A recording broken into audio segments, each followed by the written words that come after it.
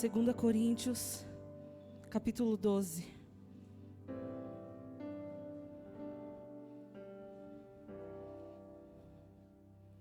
Do versículo 1 até o versículo 10. Amém? É que eu estou ouvindo ainda o barulho das folhas. Glória a Deus. Vou repetir 2 Coríntios, capítulo 12. Amém? Vamos ler então. O título diz: a visão de Paulo. É necessário que eu continue a gloriar-me com isso, ainda que eu não ganhe nada com isso. Passarei as visões e revelações do Senhor. Conheço um homem em Cristo que há 14 anos foi arrebatado ao terceiro céu. Se foi no corpo ou fora do corpo, não sei. Deus o sabe. E sei que esse homem, se no corpo ou fora do corpo, não sei, mas Deus o sabe, foi arrebatado ao paraíso e ouviu coisas indizíveis, coisas que ao homem não é permitido falar. Nesse homem me gloriarei, mas não em mim mesmo, a não ser em minhas fraquezas. Mesmo que eu preferisse gloriar-me, não seria insensato, porque estaria falando a verdade. Evito fazer isso para que ninguém pense a meu respeito mais do que em mim vê ou de mim ouve. Para impedir que eu me exaltasse por causa da grandeza dessas revelações, foi-me dado um espinho na carne, um mensageiro de Satanás para me atormentar. 3 vezes roguei ao Senhor que o tirasse de mim, mas ele me disse: minha graça é suficiente, pois o meu poder se aperfeiçoa na fraqueza. Portanto, me gloriarei ainda mais alegremente em minhas fraquezas, para que o poder de Cristo repouse em mim. Por isso, por amor de Cristo, regozijo-me nas fraquezas, nos insultos, nas necessidades, nas perseguições, nas angústias. Pois, quando sou fraco, é que sou forte. Aleluia. Você pode dizer: quando sou fraco, é que sou forte. Aleluia. Queridos, 2 Coríntios, ela é uma carta de Paulo ao povo de Corinto. E Paulo aqui, ele relata uma experiência que ele teve.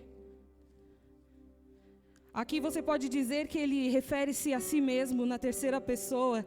É até engraçado isso, porque quando eu li no começo, aí estudando eu fui compreender que ele estava falando dele mesmo.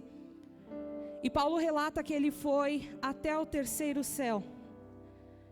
Aí você pode se perguntar ao ler, como eu me perguntei um dia: terceiro céu? Mas o céu não é esse que nós vemos? E fazendo as pesquisas, os estudiosos, eles relatam sim que existem 3 céus. Um céu é o que nós vemos, que é o céu da atmosfera terrestre, onde existem pássaros e nuvens. O segundo céu é o firmamento, ou seja, aquele que nossos olhos não conseguem enxergar, somente através de aparelhos, que é o espaço onde habitam as galáxias e os corpos celestes. O terceiro céu, que é aqui o que Paulo relata, é o céu onde Deus e os anjos habitam. E Paulo, ele foi levado a esse céu. Ele relata que ele não sabe se foi em espírito ou em corpo. Acredito eu que na hora ele não teve controle pelo seu corpo, não teve controle do seu próprio corpo. Então ele não sabe dizer se foi em corpo ou em espírito. A única certeza que Paulo diz aqui, que nós podemos ter, é que o que ele viu lá no céu, ele não poderia descrever em palavras, porque era algo tremendamente glorioso, que em palavras era impossível de descrever. E por causa dessa visão de Paulo sendo levado ao terceiro céu e enxergando coisas que nenhum homem viu ainda e que são indizíveis, que palavra nenhuma pode trazer aos nossos ouvidos, Paulo, ele achava que ele podia se gloriar por causa disso. Ele acreditava que podia se gloriar, mas ao mesmo tempo, Paulo sabia que ele não podia se gloriar nisso. Ele acreditava que por causa das visões ele poderia se gloriar, mas ele tinha um entendimento de que ele não podia se gloriar. Aleluia. E para que ele não se gloriasse, foi dado a ele um espinho na carne. É engraçado, tá? Quando a gente chegou aqui, eu e o Celso estávamos conversando, e a gente comentou com o pastor Flávio, e a gente tem essa dúvida, porque nem mesmo os estudiosos, os teólogos, têm a certeza de que tipo de espinho seria esse. Existem diversas cogitações aí fora, vários estudiosos dizem diversas coisas, mas na Bíblia ela não relata exatamente que espinho que era esse.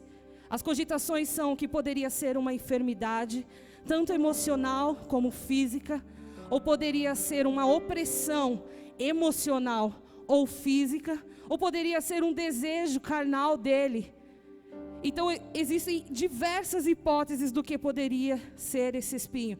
A única certeza, mais uma vez, que nós temos é que esse espinho fazia ele sempre lembrar de que ele estava vivendo um tempo de fragilidade, que ele tinha uma fraqueza que limitava aquilo que ele sabia, aquilo que ele entendia. Esse espinho fazia ele lembrar que ele era limitado. Paulo, queridos, ele era formado em muitas coisas. Ele era um homem estudioso desde a sua infância. Ele sabia todas as leis. Ele é uma pessoa incrível, sabe? Uma pessoa PhD em tudo. Era Paulo. Aleluia, Jesus. Glória a Deus.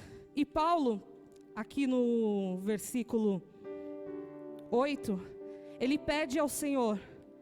Ele pede para que o Senhor retire dele esse espinho. Porque para mim, falando no sentido exatamente da palavra, um espinho, quando você tem um espinho na sua carne, ele dói, mesmo que seja pequeno. Ali vai ficar um incômodo muito grande. Então eu imagino que o sentido figurado na palavra desse espinho na vida de Paulo trazia para ele muita dor. Então ele pede para o Senhor: Senhor, eu rogo a Ti para que retire de mim esse espinho. Aleluia, Jesus. E Deus, aqui que é um ponto que eu quero frisar, no versículo 9, responde para Paulo: mas Ele me disse, minha graça é suficiente para você, pois o meu poder se aperfeiçoa na fraqueza. Aleluia. E eu fui ver o que era essa graça. Desculpa, gente. A chorona. Eu começo a chorar no começo do culto, aí daqui a pouco ataca a rinite e tudo. E eu fui pesquisar o que é essa graça. Eu comentava com o pastor Celso que eu já tinha lido esse texto. E eu falava: nossa, tua graça me basta, Senhor. Mas sabe, não no sentido verdadeiro da palavra. Parece uma coisa tão bonita, e esse é um erro da gente muitas vezes. A gente lê a Escritura sem ter o verdadeiro entendimento do que está falando ali. E a gente muitas vezes pronuncia tantas coisas e o Senhor lá dos altos céus olhando para nós. Não é isso que eu quis dizer. Então, igreja, eu te convido a estudar a palavra de Deus, a ler a palavra de Deus, porque muitas coisas elas começam a fazer sentido a partir do seu estudo da palavra de Deus. E a palavra graça, ela tem origem latina, cuja grafia é gratia. Essa palavra ela tem raiz na palavra grega charis, que significa, olha, presta atenção, amor incondicional, sem limite, sem interesse, dom gratuito, favor concedido a alguém, generosidade incondicional. Vocês conseguiram entender? Eu vou repetir mais uma vez. A palavra graça, ela significa amor incondicional, sem limite, sem interesse, dom gratuito, favor concedido a alguém, generosidade incondicional. Você já parou para pensar que a graça do Senhor está sobre nós nessa noite? Ou seja, o amor incondicional do Senhor está nos envolvendo nessa noite. Um amor sem interesse. Ele envolve a mim, Ele envolve a você. Eu não sei como você entrou aqui. Talvez se você tenha entrado aqui com dúvida do verdadeiro amor do Senhor, Ele te diz nessa noite: a minha graça te basta. O meu amor e o meu poder te basta. Eu sou o suficiente para você. Aleluia, Jesus. A graça de Deus, ela nos empodera. Nós temos ouvido muito essa palavra, né, ultimamente. Empoderamento. O verdadeiro empoderamento, ele vem do Senhor. Quando Ele derrama o seu poder sobre nós. E lá em 2 Tito, olha gente, estou trocando todas as palavras hoje. Em Tito, capítulo 2, do 1 ao 13, a palavra diz: porque a graça de Deus se manifestou salvadora a todos os homens. Ela nos ensina a renunciar à impiedade e às paixões mundanas, e a viver de maneira sensata, justa e piedosa nesta era presente. Enquanto aguardamos a bendita esperança, a gloriosa manifestação de nosso grande Deus e Salvador, Jesus Cristo. Ou seja, a graça, ela te faz forte. O amor do Senhor te faz forte. Para você suportar as circunstâncias e as situações que têm acontecido nesse mundo. Ela te torna uma pessoa melhor. Quando você é inundado pela graça do Senhor, a graça do Senhor, ela te inunda de uma tal maneira que você consegue compartilhar com as pessoas. Você consegue compartilhar o amor do Senhor com as pessoas. Aleluia. Felipe, me dá um pouquinho de retorno aqui, por favor. Glória a Deus. Sabe, queridos, aquele momento que você já não sabe mais o que fazer? Nós estamos vivendo assim, né?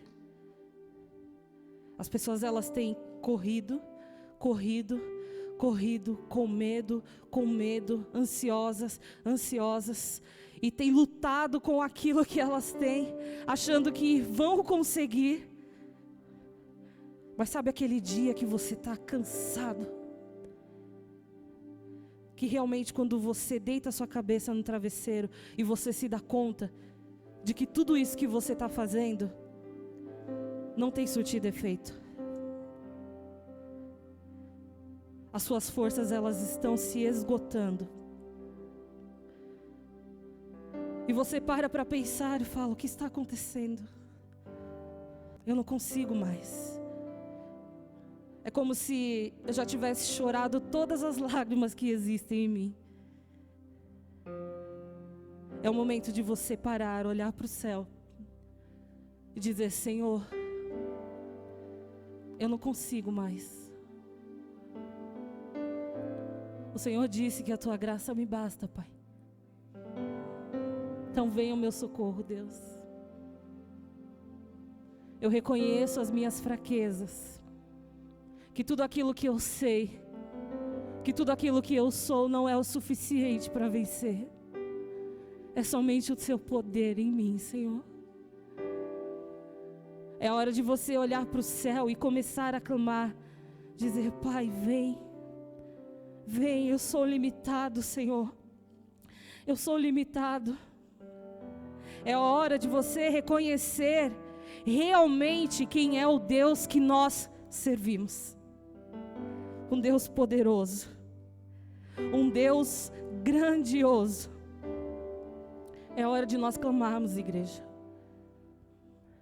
Não é só porque está acontecendo uma pandemia. Não é só por causa disso, nós precisamos clamar.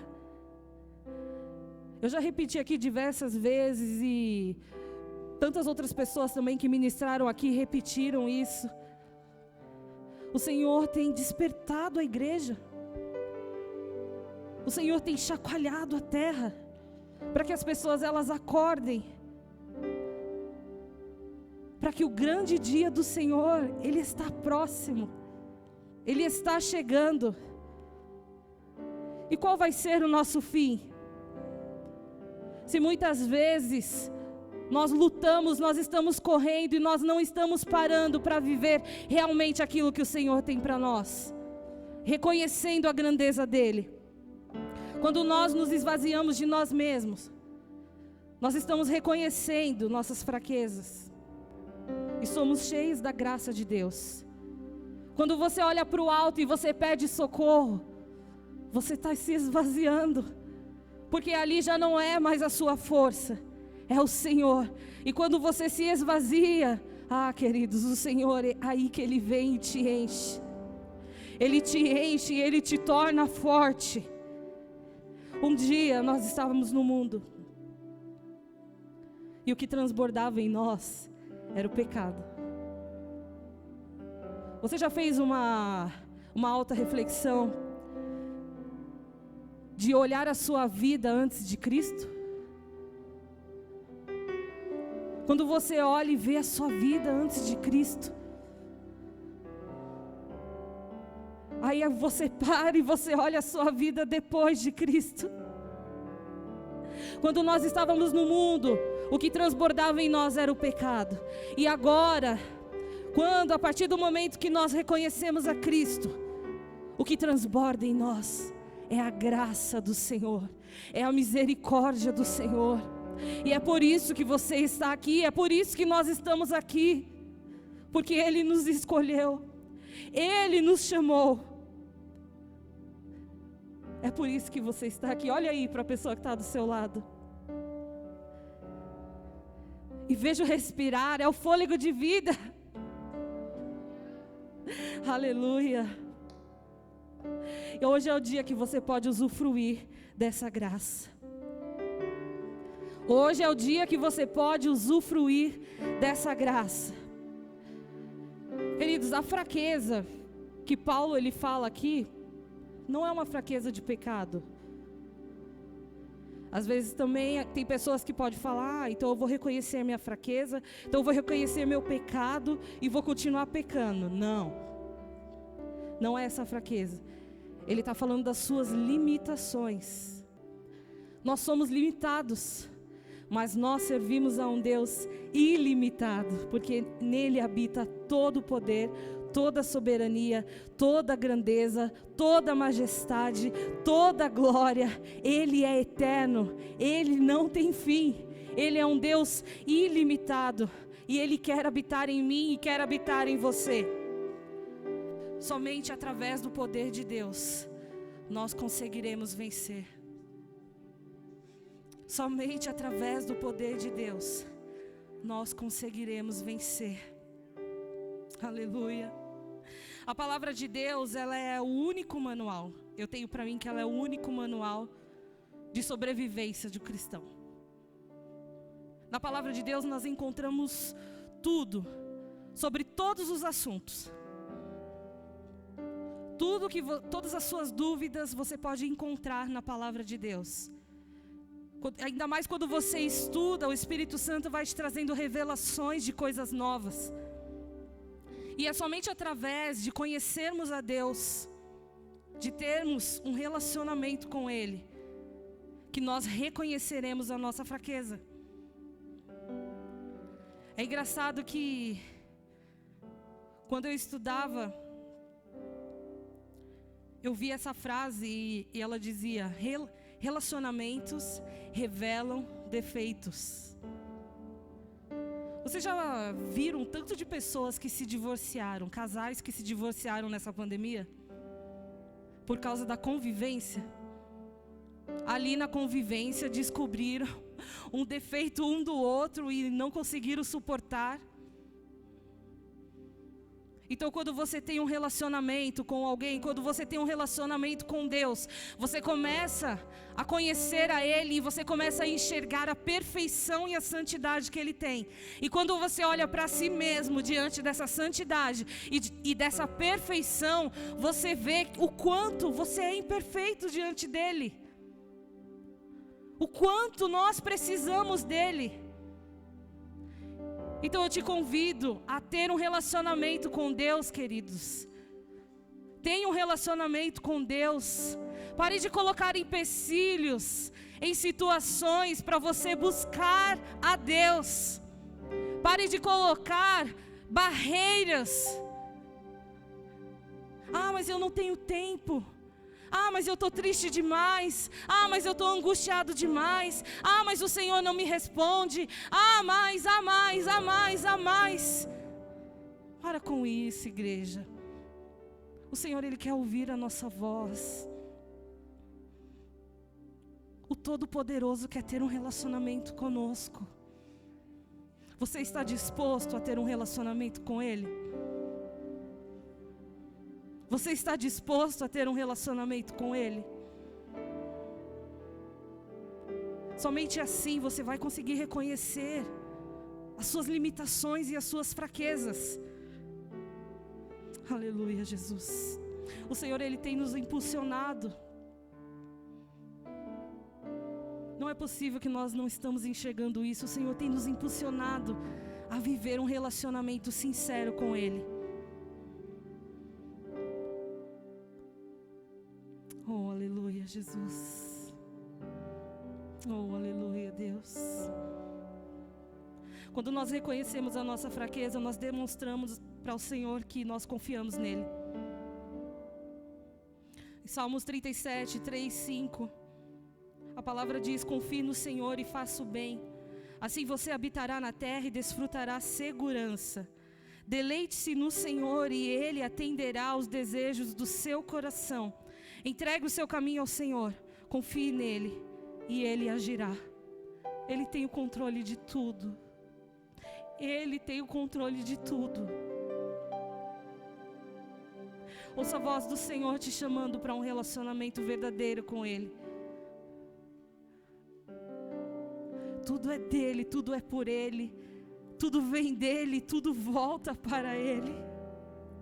Todo o poder e toda a soberania pertence a Ele. Eu acredito que todos que estão aqui têm passado por situações difíceis, não é mesmo? Se nós não passássemos por situações difíceis, nós não seríamos cristãos. Porque a nossa vida, ela é luta dia após dia, luta contra a carne, luta contra a potestade, contra todo o mal. E o Senhor nos chama para ter um relacionamento, porque Ele quer nos capacitar, Ele quer nos encher, para que quando essas dificuldades, quando essas provações e essas tentações vierem, nós agiremos não com a força do nosso braço, mas com a força que vem dEle. Porque a graça dEle, ela é o que nos basta. O poder do Senhor, ela se aperfeiçoa quando nós estamos fracos. Aleluia, Jesus. Aleluia. Quanto mais você reconhece, queridos, a sua fraqueza, mais o Senhor, mais o poder do Senhor se aperfeiçoa em nós. Mais você vive milagres, mais você vive cura, mais você vive libertação, porque o poder do Senhor começa a agir em você. Eu gostaria que você fechasse seus olhos e ouvisse. Pensa que nós somos como vasos de barro. Feche seus olhos. Nós somos como vasos de barro. E ali nós estávamos numa estante. E dificilmente nós escolheríamos vasos de barro, porque ele não tem tanta aparência, não tem aparência bonita, não é adornado. E aos olhos humanos nós não seríamos escolhidos. Mas o Senhor, Ele veio e nos escolheu.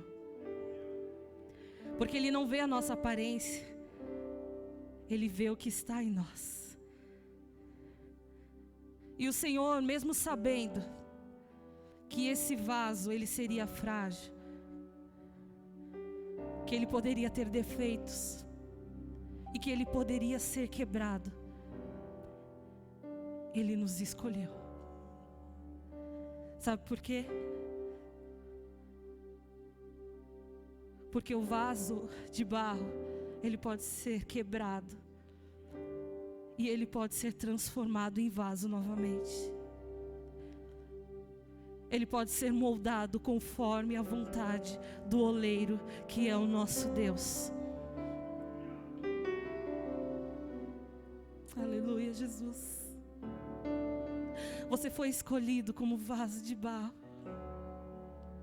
Por fora pode até parecer que não tem tanta beleza, mas por dentro, quando você está vazio de si mesmo, você tem a maior riqueza de todas, que é a presença de Deus na sua vida. Nós precisamos nos esvaziar, queridos. Pode abrir os seus olhos. Nós precisamos nos esvaziar para que o Senhor nos encha. Para que o Senhor nos encha. E nós estamos com esse tema, você é a fonte. E eu pesquisei sobre fonte. E a fonte, ela é uma nascente que brota água contínua. Se você for ver as nascentes, figuras de nascentes, você pode ver que muitas vezes elas são em lugares escondidos, são lugares mais separados, muitas vezes em lugares que nós nem pensávamos que teria uma nascente ali. E pensa que você é uma nascente. Você é pequenininho. Mas se você for ver a figura dali da fonte, quando a água ela flui, ela vai correndo. E quando você vai ver, ela se torna numa cachoeira, num rio muito grande. Ou seja, você mesmo pequenininho, através do poder do Senhor, pode fazer grandes coisas. Esse pouco que você tem caminhado, que você tem perseverado, que você tem buscado, creia que ela vai se transformar em um rio grande. A palavra do Senhor diz que quem crer em mim, como diz a Escritura, do seu interior fluirão rios de águas vivas. Você crê no Senhor? Erga sua mão e diga: eu creio. Ele é o meu Pai, Ele é o meu Senhor. Então rios de água viva pode fluir do seu interior nessa noite.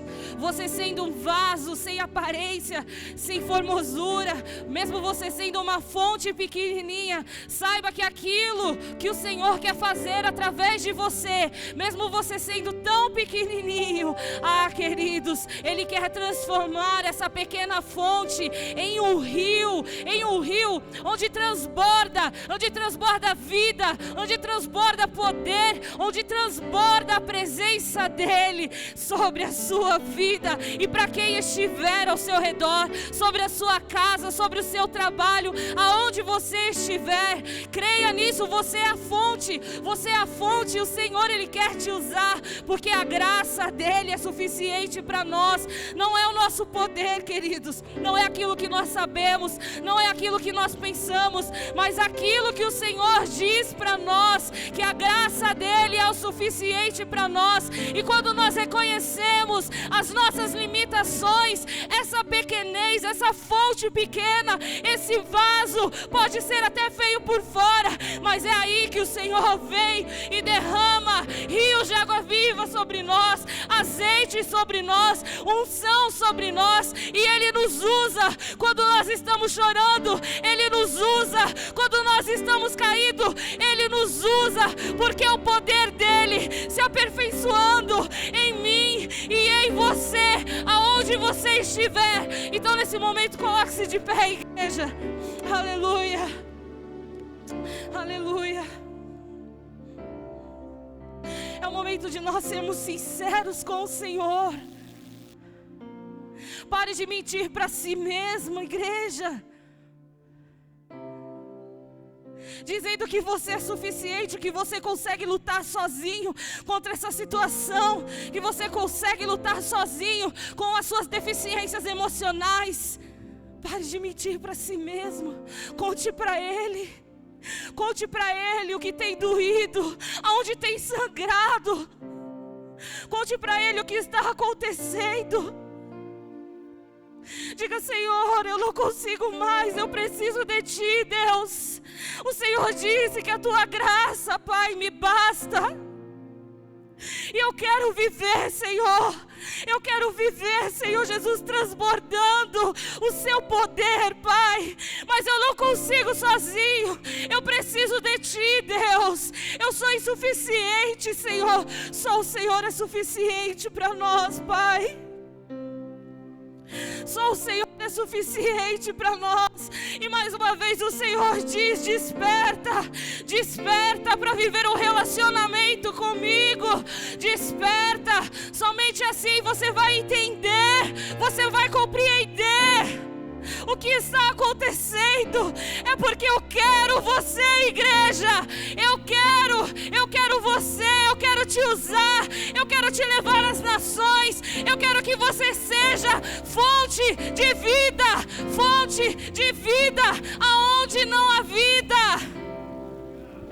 Aonde não há vida, aonde tem pessoas chorando, você vai ter a palavra de vida. E talvez vão até perguntar para você: mas por quê? Por que você está sorrindo? Por que você está nessa paz? Está um monte de gente falecendo, está um mundo de pernas para o ar, a economia está bagunçada, está tudo bagunçado. Por que você está sorrindo? Você vai dizer: porque a graça do Senhor me basta. A graça, o amor e o poder do Senhor me bastam. É por ela que eu caminho. A misericórdia dele é a causa de nós estarmos aqui e de não sermos consumidos. Desperta para um relacionamento com ele. Desperta para um relacionamento com ele. Tire o véu do seu rosto nessa noite e seja transformado de glória em glória. Seja transformado, seja moldado pela mão do nosso oleiro, que é o nosso Deus. Aleluia, Jesus. Feche seus olhos, fale com Ele nesse momento. Deus, Tu és poderoso, Pai. Senhor, nos perdoa, Deus, por nós lutarmos, Senhor, com aquilo que nós achamos que sabemos, com as ferramentas, Senhor Jesus, que nós temos, Senhor. Nós queremos, Senhor Jesus, nos esvaziar de nós mesmos, Deus. Nos esvaziarmos, Senhor. São tantas coisas, Senhor, que tem preenchido a nossa alma. Ansiedade, Senhor, decepções, rejeição, Senhor, preocupações do dia de amanhã. Ah, Senhor, são tantas coisas, Senhor Jesus. Como que nós vamos fazer para pagar? Ah, será que amanhã eu vou morrer? Ah, Deus, são tantas coisas, Senhor, que tem preenchido a nossa alma, Pai. Ah, Senhor Jesus, e o Senhor disse, Pai, que a Tua graça nos bastaria, Senhor. Então nós queremos nos esvaziar de nós mesmos, Senhor. Nós queremos nos esvaziar, Senhor, para que o Seu Espírito Santo traga em nós equilíbrio, traga em nós força, traga em nós renovação, Senhor, transformação, Deus. Porque nós queremos, Senhor Jesus, ser usados por Ti, Senhor. Nós queremos ser fonte, Senhor Jesus, para essa terra seca que está aí fora. Pessoas sedentas, Senhor. Nós queremos ser a fonte, Senhor Jesus, que transborda o Teu rio de água viva. Nós queremos levar a vida, Senhor. Nós queremos levar a vida, Senhor. Nós queremos levar a vida, Deus. Ah, Senhor, eis-nos aqui, Senhor, nessa noite. Nos desperta, Pai. Nos desperta, Senhor, para viver um relacionamento verdadeiro contigo, Deus.